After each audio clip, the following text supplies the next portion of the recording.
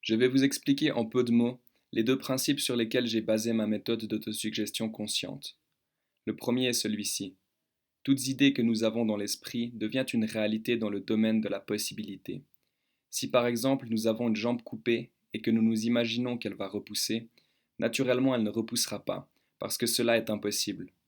Mais si nous éprouvons une douleur dans une partie quelconque de notre individu, si nous avons des organes qui ne fonctionnent pas normalement, si nous avons des idées tristes et que nous nous imaginons que la douleur va disparaître, que les organes malades vont fonctionner de mieux en mieux, que les idées tristes vont s'évader pour faire place à des idées gaies, cela se produira parce que cela est possible.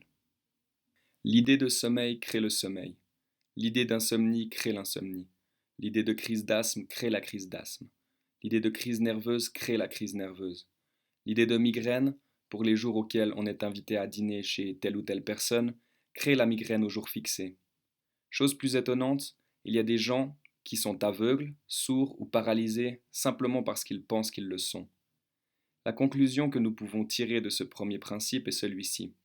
Si toute idée que nous avons dans l'esprit devient une réalité dans le domaine de la possibilité, et que, étant malade, nous nous imaginons que la guérison va se produire, celle-ci se produira si elle est possible. Si elle ne l'est pas, nous obtiendrons le maximum d'amélioration qu'il est possible d'obtenir. Le second principe est celui-là. Ce n'est pas, contrairement à ce que l'on pense, la volonté qui est la première faculté de l'homme, mais l'imagination. Chaque fois qu'il y a un conflit entre elle et la volonté, chaque fois que nous sommes dans cet état d'esprit, je veux faire telle ou telle chose mais je ne peux pas le faire, c'est toujours l'imagination qui l'emporte. Non seulement nous ne faisons pas ce que nous voulons, mais nous faisons précisément le contraire de ce que nous voulons. Plus une personne qui ne dort pas la nuit fait d'efforts pour dormir, plus elle est surexcitée. Plus nous voulons nous rappeler le nom de Madame Chose, plus il nous échappe. Plus dans certains cas nous voulons nous empêcher de rire, plus nous rions. Plus le bègue veut s'empêcher de bégayer, plus il bégaye, etc. Quel est l'état d'esprit de la personne en ces différents cas? Je veux dormir mais je ne peux pas. Je veux trouver le nom de Madame Chose mais je ne peux pas. Je veux m'empêcher de rire mais je ne peux pas. Je veux m'empêcher de bégayer mais je ne peux pas. Vous le voyez, c'est toujours je ne peux pas. L'imagination qui l'emporte sur je veux, la volonté. C'est donc elle qui est la première faculté de l'homme, et non la seconde. La connaissance de ce fait est extrêmement importante, et si nous savons en profiter, nous pouvons grâce à elle devenir maîtres de nous-mêmes. C'est aussi grâce à elle que ma méthode donne souvent des résultats là où d'autres méthodes ont échoué. Il faut que vous sachiez que nous avons en nous-mêmes deux êtres bien distincts.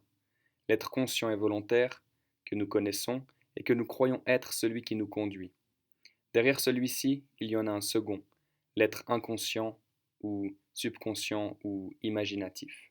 Nous n'y faisons pas attention et nous avons grand tort, car c'est précisément ce deuxième moi qui nous conduit si justement et moralement. Nous avons tous un cœur, un estomac, des reins, un foie, etc. Aucun de nous n'a aucune action sur ces organes par sa volonté. Cependant, ils fonctionnent même pendant la nuit, alors que notre conscient est endormi. S'ils fonctionnent, ils le font sous l'influence d'une force qui est l'inconscient. Non seulement celui-ci préside aux fonctions de ces organes, mais il préside aussi à celles de tout notre corps et de notre être moral. Si c'est l'inconscient qui nous conduit et que nous apprenons à le conduire, par lui nous apprenons à nous conduire nous-mêmes. C'est mon rôle de vous montrer comment. Maintenant, je vous prie de fermer les yeux, d'écouter ce que je vais vous dire et de les réouvrir seulement quand je vous dirai de le faire. Fermez les yeux. Et dites-vous bien que toutes mes paroles vont se fixer, se graver dans votre esprit, qu'elles y resteront toujours fixées, gravées, incrustées, et que vous-même et votre organisme devez y obéir. Je vous dis que, à partir de maintenant, toutes les fonctions de votre corps vont se faire de mieux en mieux, principalement celles du tube digestif. 3 fois par jour donc, le matin, à midi et le soir, vous aurez faim, et par conséquent vous mangerez avec plaisir, en tout choix pour le manger, mais vous aurez soin de bien mastiquer vos aliments. Dans ces conditions, la digestion s'accomplira facilement. De plus, la sensation de fatigue et de faiblesse que vous pouviez ressentir va disparaître pour faire place à une sensation de force et de vigueur qui s'augmentera de jour en jour.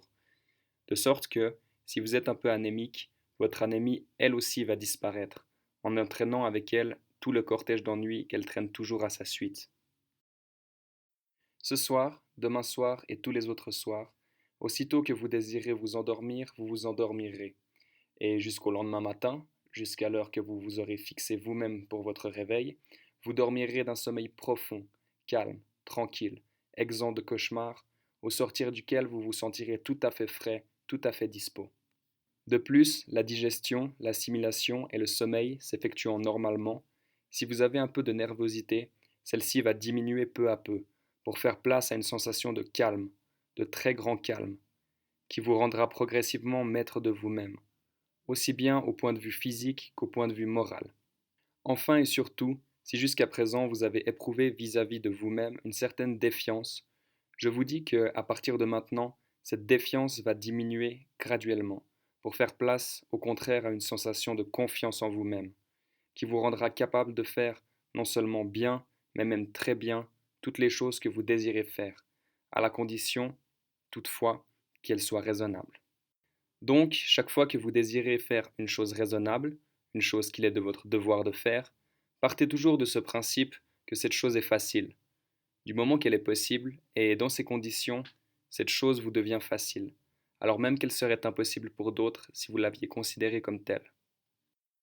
Par conséquent, que les mots difficile, impossible, je ne peux pas, c'est plus fort que moi, je ne peux pas m'empêcher de, disparaissent complètement de votre vocabulaire.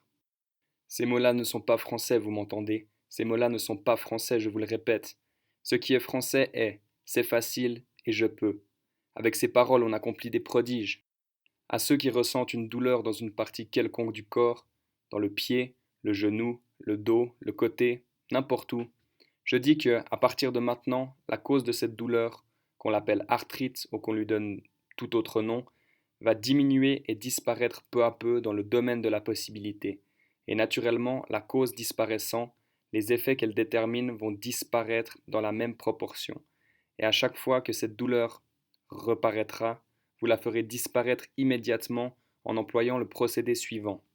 Isolez-vous autant que possible.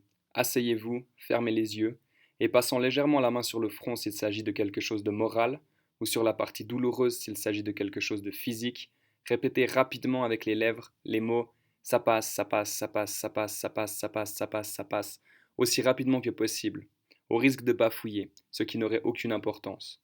Le principal est de prononcer ces mots assez vite pour empêcher l'idée contraire de pénétrer dans votre esprit. Au bout de quelques secondes, la douleur aura disparu. Recommencez chaque fois qu'elle revient. Dans tous les cas, votre inconscient fera le nécessaire pour obtenir tout ce qu'il est possible d'obtenir. Je vous ai donné de bons conseils, j'ai fait ma part. C'est à vous maintenant de faire la vôtre. Et c'est la plus importante. Aussi longtemps que vous vivrez, vous m'entendez bien, tous les matins, avant de vous lever, tous les soirs, dès que vous serez au lit, fermez les yeux et répétez 20 fois de suite avec vos lèvres assez haut pour entendre vos propres paroles, sans chercher à penser à ce que vous dites. Si vous y pensez, c'est bien.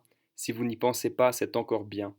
Et comptant machinalement sur une petite ficelle, munie de 20 nœuds, la phrase tous les jours, à tout point de vue, je vais de mieux en mieux. Tous les jours, à tout point de vue, je vais de mieux en mieux. Tous les jours, à tout point de vue, je vais de mieux en mieux. Il y a dans cette phrase 5 mots importants.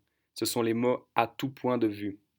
Il s'adresse à tout, aux choses physiques aussi bien qu'aux choses morales. Il est donc tout à fait inutile de se faire autre autosuggestion particulière, puisque chacune d'entre elles se trouve comprise dans les mots à tout point de vue. Mais ce que je vous recommande particulièrement, c'est de faire cette autosuggestion d'une façon toute simple, toute enfantine, toute machinale et surtout sans effort, comme cela. Tous les jours à tout point de vue, je vais de mieux en mieux. Tous les jours à tout point de vue, je vais de mieux en mieux. Tous les jours à tout point de vue, je vais de mieux en mieux. Tous les jours à tout point de vue, je vais de mieux en mieux. Comme si l'on récitait les litanies. Par répétition, vous faites pénétrer mécaniquement dans votre inconscient, par l'oreille, la phrase qui est l'idée de tous les jours, à tout point de vue, je vais de mieux en mieux. Vous avez vu par les exemples que je vous ai donnés que lorsque nous avons une idée dans l'esprit, cette idée devient une réalité dans le domaine de la possibilité. Donc si vous vous mettez bien dans l'esprit l'idée tous les jours à tout point de vue je vais de mieux en mieux, tous les jours à tout point de vue vous irez de mieux en mieux. De plus, comme je l'ai déjà dit, chaque fois que dans le courant de la journée ou de la nuit, vous éprouvez un mal physique ou moral, Affirmez-vous à vous-même que vous allez le faire disparaître. Alors, isolez-vous autant que possible, fermez les yeux et vous passant la main sur le front pour un mal moral, sur la partie douloureuse pour une douleur physique, répétez extrêmement vite avec vos lèvres les mots ça passe, ça passe, ça passe, ça passe, ça passe, ça passe, ça passe, ça passe, ça passe, ça passe, aussi longtemps que cela est nécessaire. Avec un peu d'habitude, la douleur physique ou morale disparaît au bout de quelques secondes.